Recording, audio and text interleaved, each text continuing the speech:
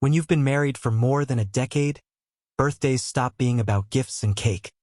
They become small reminders that you still matter to each other. That's why, when Emma's birthday came around, I wanted to get it right. We were sitting at the kitchen table, sunlight streaming in through the blinds, her coffee untouched in front of her. I smiled, leaned forward, and asked gently, "What do you want this year? A weekend trip? A new bag? Maybe that bracelet you showed me online?" She didn't even look up. She just stirred her coffee slowly, then muttered, "You know what I really want? I want you to disappear." The words hung in the air like smoke. My smile froze. At first I thought I misheard her. But then she lifted her eyes, calm, almost bored, and repeated it. "Yeah, disappear. That would be the best gift you could give me." I waited for the punchline, for her to smirk, to say she was joking. But she didn't. She just went back to scrolling through her phone, as if she hadn't just shattered the foundation of everything we'd built. Something broke inside me in that moment. Not with noise or anger, but with silence. A heavy, suffocating silence that pressed against my chest. I stood up, walked down the hallway, and opened the closet. My hands moved without hesitation. A suitcase, some clothes, my passport, my toothbrush. I didn't slam doors. I didn't yell. I just packed. When I walked past her, suitcase in hand, she glanced up briefly. "Where are you going?" she asked, her tone flat, almost curious. "You wanted me to disappear," I replied quietly. "So, happy birthday." Her lips parted, but no words came. I walked out, the sound of the door clicking shut behind me softer than my heartbeat in my ears. Out on the driveway, I stood for a second, staring at the house we had built together, the house that suddenly felt like a stranger's.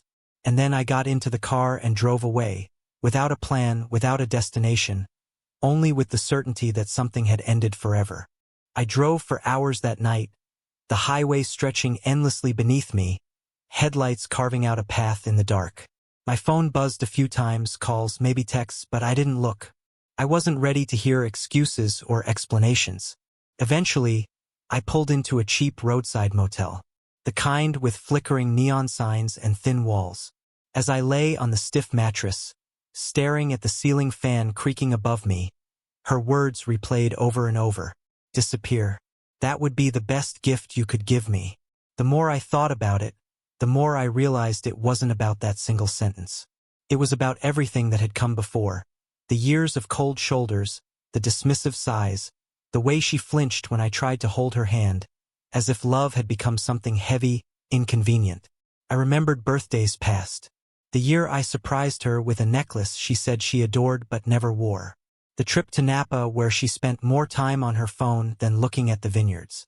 The cake I stayed up baking, decorated with her favorite frosting, that sat untouched on the counter because she wasn't in the mood for sweets. It all made sense now. That birthday wish wasn't sudden cruelty. It was the final mask slipping. The next morning, I checked out, fueled up the car, and kept driving. I didn't know where I was headed, but for the first time in years, I felt strangely free. A few hours later, I stopped at a diner. The waitress poured me coffee and asked if I was traveling for business or pleasure. I almost laughed at the question. "Neither," I said quietly. "I guess I'm traveling for survival." As I sat there, sipping burnt coffee, I thought about how many times I had begged Emma for connection. How many times I'd asked, "What's wrong? What can I do?" Only to be met with silence or sarcasm. And now, with one sentence, she had given me permission to stop asking. I realized then that maybe her cruel birthday wish wasn't a curse. Maybe it was the gift I needed, the push to finally leave a love that had died long ago. I didn't go back home that week, or the week after. The suitcase in my trunk became less of a temporary fix and more of a new reality. I stayed with an old friend for a while, then rented a small apartment downtown. Sparse, quiet, but peaceful in a way my own house hadn't been in years. Emma called a few times, left voicemails short and clipped. "You're being ridiculous. When are you coming back? The kids miss you." Her tone wasn't sorrowful. It was annoyed, inconvenienced, like my absence had created a problem she didn't want to deal with. Not once did she say she missed me. Not once did she say she loved me. One evening, I finally answered. She didn't waste time. So, you've had your little tantrum. Are you done? Are you coming home? Her voice was sharp, impatient. I took a deep breath, steady and calm. No, Emma. I'm not coming back. You got what you asked for. I disappeared. Maybe not in the way you imagined, but enough. There was silence on the line, just the faint sound of her breathing. Then she scoffed. You're going to throw away 13 years of marriage over one comment? That wasn't one comment, I replied. That was the truth slipping out.